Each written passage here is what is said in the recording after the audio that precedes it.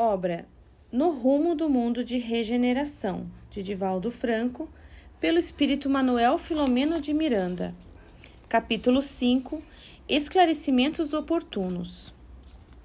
Pessoalmente, já conhecia a comunidade espírita que ora nos servia de refúgio e encantamento. Tivera a oportunidade várias vezes de a visitar e mesmo cooperar no seu programa de caridade fraternal, através da sua médium dedicada, a irmã Malvina, que era também o instrumento por cujo meio fora erguida, com objetivos graves, desde o século passado, há mais de 50 anos, uma organização de contínua comunhão espiritual. Trabalhadora fiel do franciscanismo leigo, vinculara-se à tarefa de criar congregações espirituais nos tempos modernos, em homenagem ao angélico Santo de Assis. Reencarnando-se quase sempre na feminilidade, deveria desta vez servir a seara de Jesus com testemunhos severos e redentores. No século XVIII, fora uma literata francesa brilhante, que muito contribuiu para a conquista dos ideais humanos e apaixonada pela Revolução. Consorciada com o Duque X, ao sair da Catedral de Notre-Dame, após assistir à missa matinal, viu o esposo traído subir ao tablado onde estava erguida a guilhotina e de imediato ser decapitado. Pareceu-lhe um tremendo pesadelo e, não suportando o golpe cruel do destino, correu em desespero, sendo acoimada pela turba de miseráveis agressivos, em fuga alucinada, atirou-se às águas do rio Sena, do alto da ponte Marie. Era o dia 4 de abril de 1792. Após longo sofrimento no mais além, onde não encontrou o seu amado, reencarnou-se com alguns problemas orgânicos e expressiva mediunidade de efeitos físicos, que deslumbrava os investigadores e convidados especiais para as reuniões fenomênicas. Eram aqueles os dias da codificação kardeciana, que não lhe mereceu qualquer consideração, inclusive sempre combatendo a reencarnação. A sua foi uma existência relativamente breve, havendo retornado à erraticidade aos 45 anos de idade, vitimada por enfermidade cruel. De volta à pátria espiritual e tendo-se em vista conquistas evangélicas que lhe exornavam o espírito, renasceu em lar humilde com altas responsabilidades, a serviço do bem, através do exercício da mediunidade com Jesus. No além-túmulo, a doutrina espírita fascinou-a e lamentou não haver podido vivenciá-la quando médium portadora de peregrinas faculdades.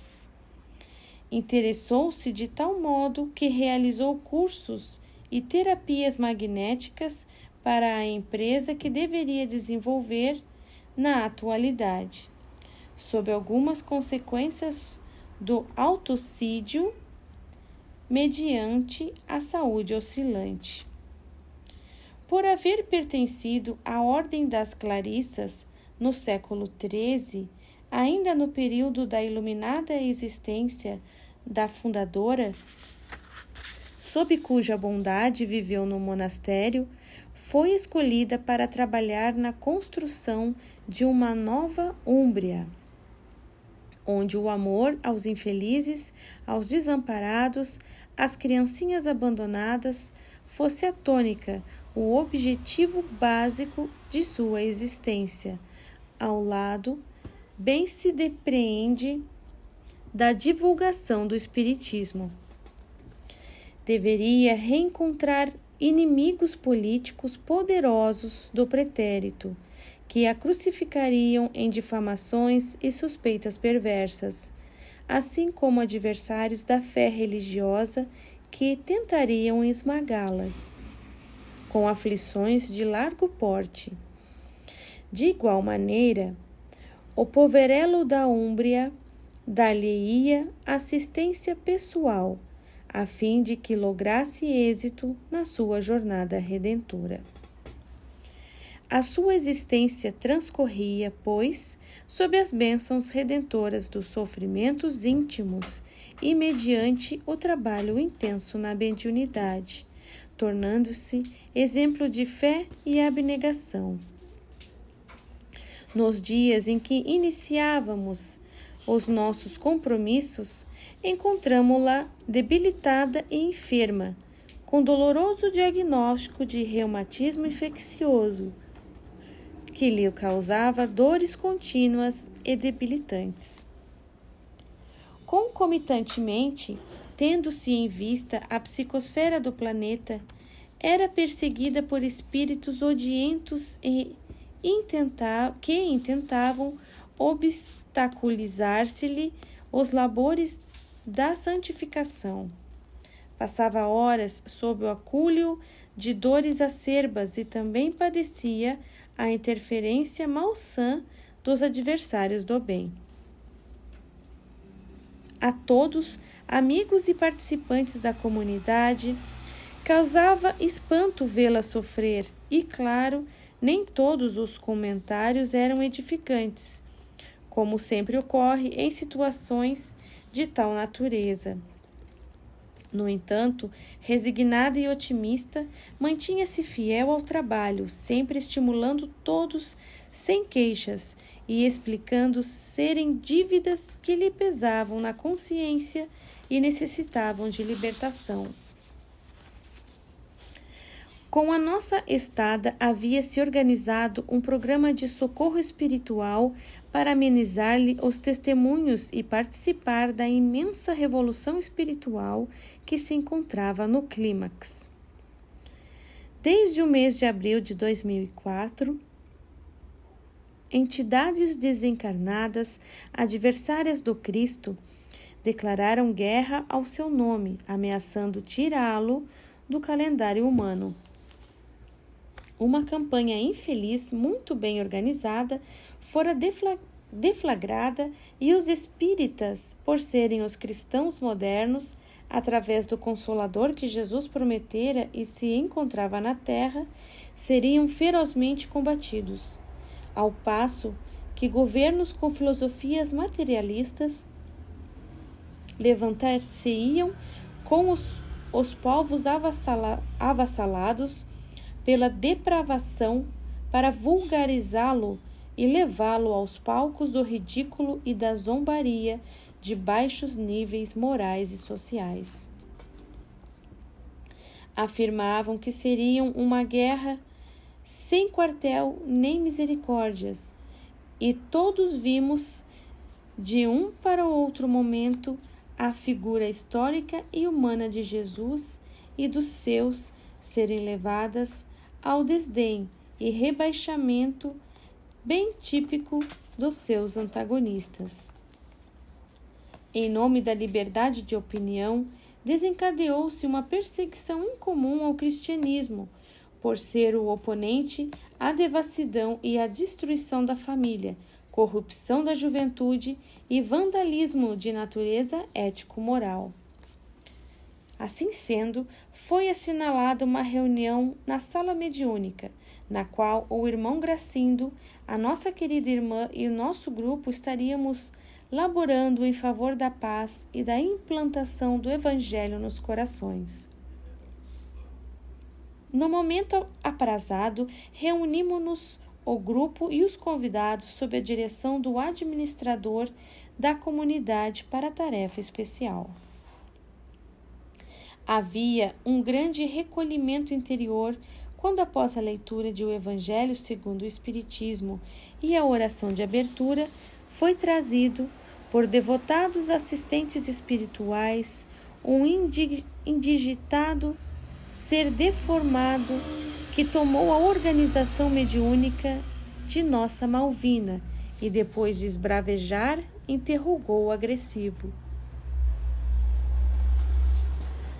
Que desejam de mim? Não admito comportamento de tal natureza, mesmo porque os senhores não me interessam. Ela sim, não a queremos morta, pois que seria uma irrisão, porém, viva e infeliz, esmagada pelas deformidades do corpo e por nós atenazada na mente e na emoção. O mentor, sério e grave, redarguiu com voz serena. Tratamo-lo conforme as circunstâncias em que nos encontramos. Temos acompanhado a sua técnica vingativa e aguardávamos a oportunidade que hoje fruímos para demonstrar-lhe que a sua e a dos amigos é somente a força da brutalidade, enquanto a vergastam, intoxicando-a com os fluidos venenosos de que são portadores, a vítima se eleva a Deus e nos ensina resignação e coragem na luta. Não poucas vezes, os guias espirituais que lhe conduzem à marcha pedem-lhe licença para que se lhe vinculem, assim liberando outros líderes e servidores da linha de frente do movimento espírita e do bem, porque ela é excelente na capacitação que o segura, enquanto a obra prossegue sem perturbação. O visitante estrugiu zombeteira gargalhada e insistiu. Antes trabalhávamos em favor de sua morte degradante. Era uma quimera, porque ela volveria ao grupo assim que se libertasse da matéria. Nossos superiores concluíram, pelo esgotamento de suas forças, que a exaure e cansa os seus cooperadores por vê-la sempre enferma. Felizmente, fala-se muito sobre mediunidade, obsessão e os quejandos, mas sabe-se pouquíssimo a respeito dos seus mecanismos. O mentor ripostou. Você tem razão. Esses campos são muito complexos, mesmo para nós desencarnados, portanto, mais complexo para quem se movimenta nas engrenagens do corpo físico. Nada obstante, todos sabemos que, para a ocorrência dessa comunhão entre os dois lados da vida humana, há uma necessidade de sintonia, mediante a qual as operações são ou não bem-sucedidas. A nossa irmã experimenta essas vicissitudes e o agravamento de sua enfermidade porque solicita, nas suas orações, servir de vítima, de modo que possa, com esse gesto, libertar outros servidores de evolução humana a desempenharem os seus compromissos. Sabemos, por exemplo, que ante a dificuldade de poderem o irmão e os seus comparsas afligi-la diretamente, porquanto ela se movimenta em faixa superior de pensamento e de moral, que lhe permitem estar isenta às mensagens deletérias que lhe são enviadas, utilizam-se de pessoas inadvertidas e levianas para criarem embaraços. Esses distúrbios naturais produzem-lhe inquietação, diminuem-lhe as resistências vibratórias superiores e permitem que ela capte as aflições e padeça as problemáticas. Tudo isto, porém, não diminui o seu ardor evangélico e o desejo de mais servir, o que lhe proporciona ganhar a simpatia dos espíritos nobres, que prosseguem velando pela sua trajetória vinculada ao bem. Ambos conhecemos essa manobra em que muitos frívolos se permitem ser instrumentos de perturbação para aqueles que necessitam de serenidade para atividades mais completas e significativas. No entanto, no caso em tela, há um detalhe que nos abre a porta da convivência, é a afetividade. Havendo experimentado A orfandade materna, muito cedo, não recebeu o carinho que anela e, em razão do suicídio covarde, experimenta a solidão, embora não faltem aqueles que a desejam por diversos motivos. Astuta, no entanto, a infame tem podido manter-se solteira e suportar o azorrage dos desejos e das frustrações. Recentemente, porém, as leis passaram a trabalhar em nosso favor.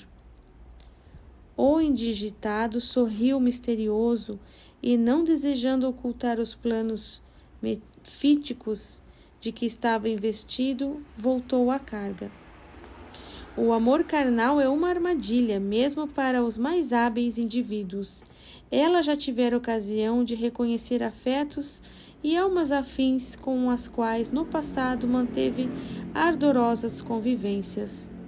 Esteve a ponto de cair, mas, inspirada pelo seu pai Francisco, resolveu a solidão pessoal. Agora, porém, esgotada pela doença, reencontrara o espírito querido, o Duque de Décimo, e sonha com algo impossível, receber-lhe o amor. Seria uma dádiva de felicidade, mas ele, o gozador, depois de uma juventude de dissipação, de sexo servil e mundano, encontra-se casado e muito bem casado. Ela sofre e o cínico que a identifica anima sem palavras e depois a despreza, recebendo e dando carícia a outra, provocado por nós e pela sua própria forma de ser. Fez mofa da situação e continuou com refinada ironia. Estimulamo-la com cenas e ânsias de prazer, arrancando-a dos pensamentos que nos inibem e a atormentamos com uma libido que ainda se encontra em plena efervescência. O sexo reprimido é perverso, leva ao desânimo e à falta de objetivo humano, sofrendo a solidão física e emocional que devora a humanidade. Aproveitamos o seu estado emocional aturdido e mesclamos nossos fluidos com o seu reumatismo orgânico, aplicando através de telepatia muito bem direcionada golpes físicos dilacerantes. A nossa questão é até quando a infame resistirá. Aqueles que a acompanham já se perguntam: qual é a doença dela hoje? Todo dia temos um capítulo tragicômico da novela do falso sofrimento. Isto ocorre porque as pessoas somente acreditam em sofrimento quando veem expostas feridas, desgastes fulminantes, variações de temperatura e sinais exteriores. Mas quando se trata de aflição íntima, todos pensam que há exagero e manhas, fingimento. Aproveitamos e inspiramos descrença, cansaço, animosidade com o que nos comprazemos. E estrugiu sonora e zombeteira gargalhada. O nosso dialogador, visivelmente emocionado, tomou-lhe a palavra. Ouvimos com respeito a sua exposição. Esclareceu, sem qualquer interrupção, enquanto meditávamos nas suas palavras, cujos conceitos nos penetravam. Eu próprio estou acometido de compaixão, certamente não apenas por ela, mas pelo amigo insensato que se compraz em gerar padecimento, por certo em razão de algum problema angustiante não resolvido no seu íntimo.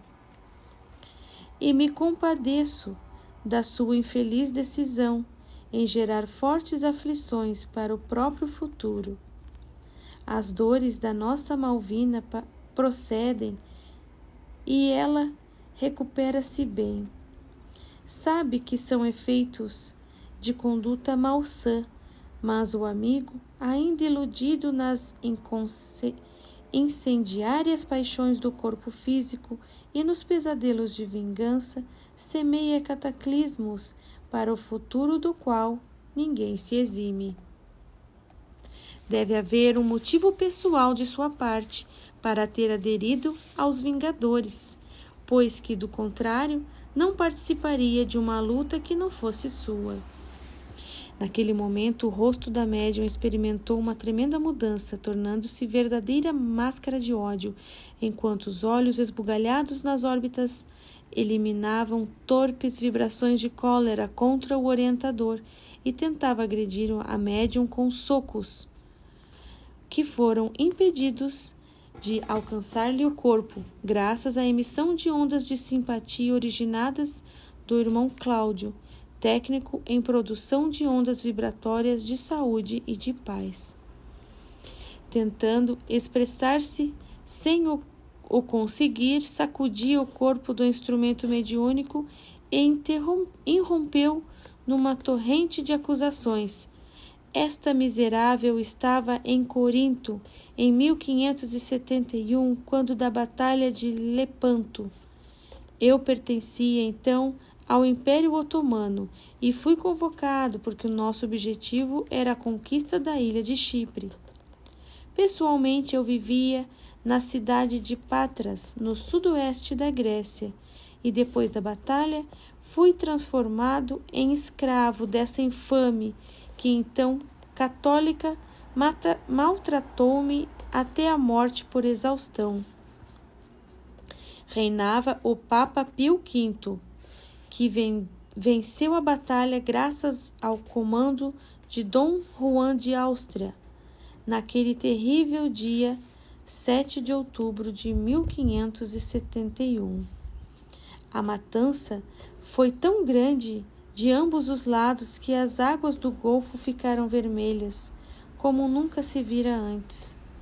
Mais de 15.000 otomanos morreram e aproximadamente 9.000 cristãos perderam a existência naquela batalha que ficou histórica pela crueldade e inclemência dos acontecimentos.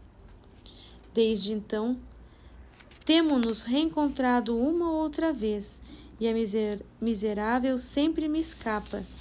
Agora que faço parte do grupo de justiceiros contra o infame crucificado, disponho de recursos valiosos para arrebatá-la, e para tanto conto com amigos da nossa região, onde nos refugiamos desde épocas já distantes. À medida que falava, as últimas palavras foram ditas com dificuldade e horror, acontecendo algo de criar receios, porque o rosto da médium continuou e transformações deformadas como se fosse de cera, e no ardor dos sentimentos de relembrança desmanchava-se sob a ação de alguma força de calor. Vimos que o irmão Spinelli aproximou-se de Malvina, a médium encarnada que também nos acompanhava. Ela começou a exteriorizar pelo nariz e lábios entreabertos uma alta dosagem de ectoplasma, que se alongou até a nálha. Ele envolveu a face. Poucos minutos transcorridos nessa metamorfose, e o comunicante transformou-se em um ser lupino, a babar e emitir sons terríveis.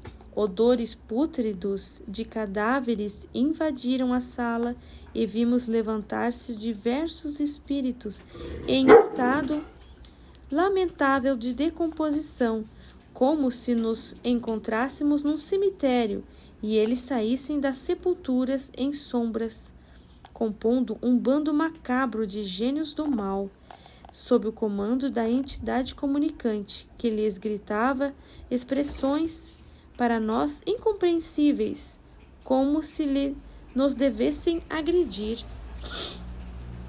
Nesse momento, o venerando espírito Eurípides Barçanufo apareceu nimbado de claridades espirituais e acompanhado por diversos luminares da espiritualidade que modificaram a psicosfera ambiental, fazendo paralisar a agressão dos sofredores hebetados e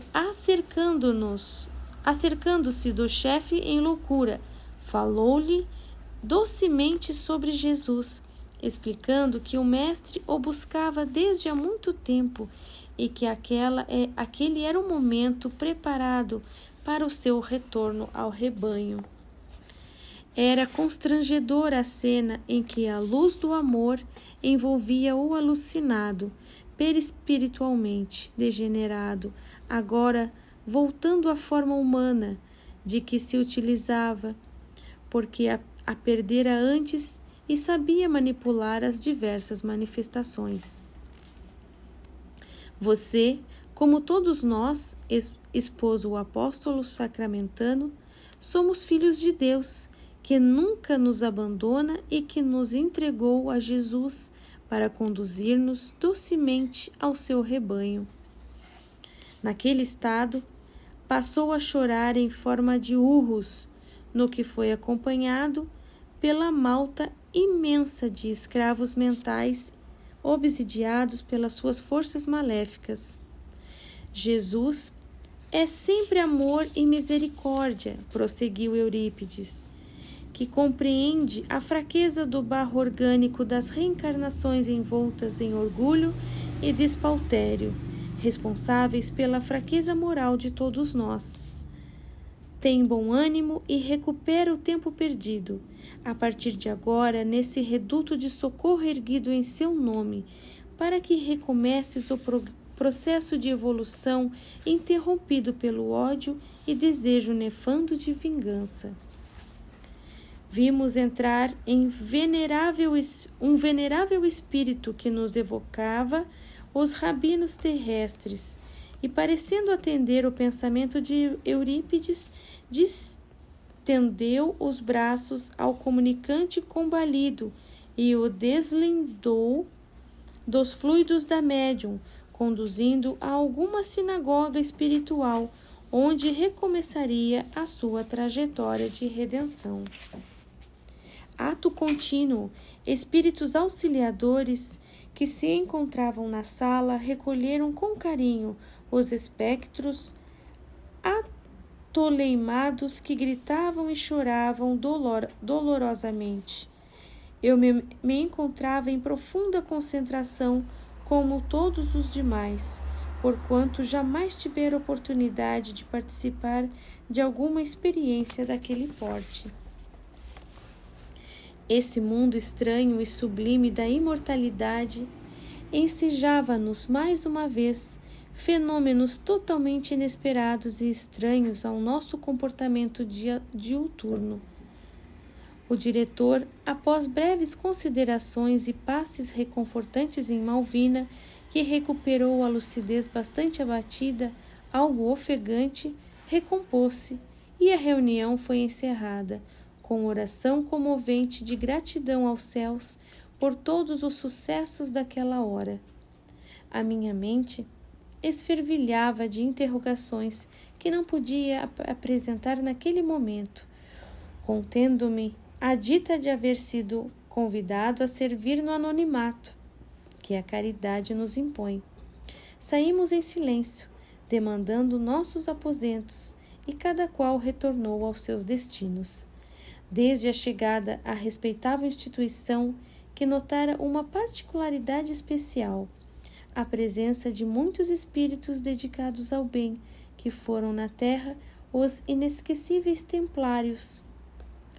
Indagando ao amigo Spinelli, ele me explicou que grande número de pessoas que fundam sociedades espíritas na terra, especialmente no Brasil, dedicando-se à caridade nas suas mais complexas expressões, vinha da Igreja Católica do passado, que também havia criado conventos, monastérios, instituições de auxílio cristão, mas que lamentaram, em razão do egoísmo, da ignorância das leis divinas, apegadas ou não aos dogmas a que se submetiam. Por volta do ano 1111, um grupo de 6 cavaleiros, sob as bênçãos do governador de Jerusalém, reuniram-se para trabalhar em favor das pessoas sofredoras e para protegerem a cidade na condição de humilde e pobreza.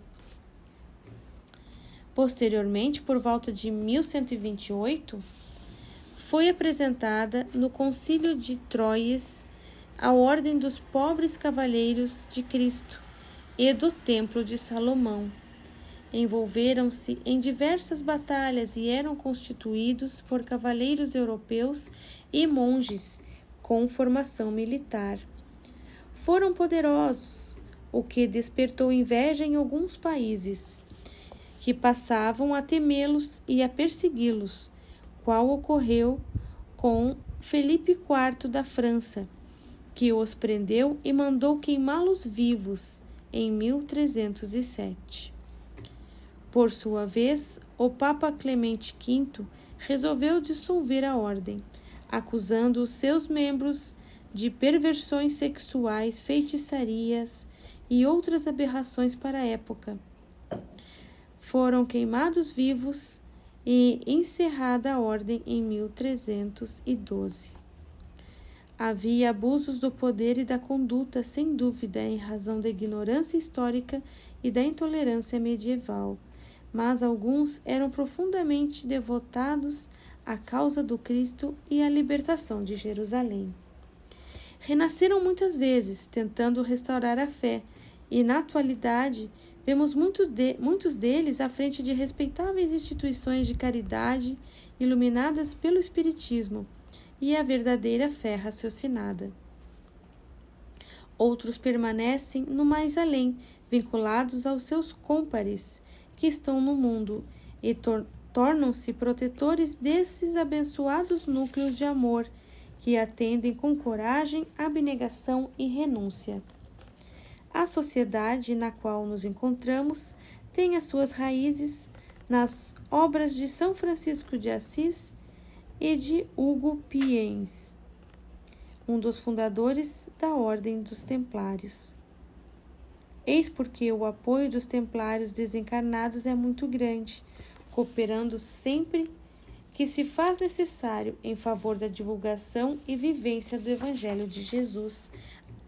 Através da história, eles sempre estiveram auxiliando, desde a erraticidade, os trabalhadores do bem e investindo na dignificação da crença e no trabalho de libertação das paixões humanas.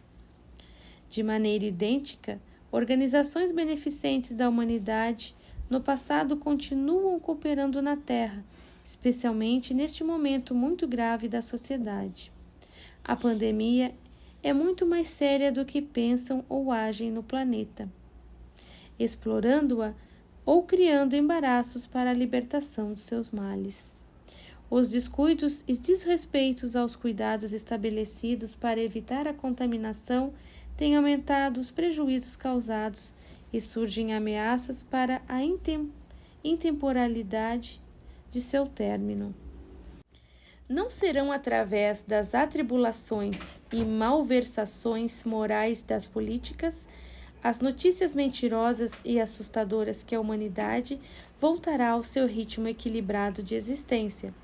É provável que demore mais tempo do que pensam os sonhadores e os profetas de ocasião. Esses fenômenos periódicos que assolam o planeta e os seus habitantes são sempre advertências muito graves que procedem de Deus em convite rigoroso à mudança de hábitos e de comportamentos.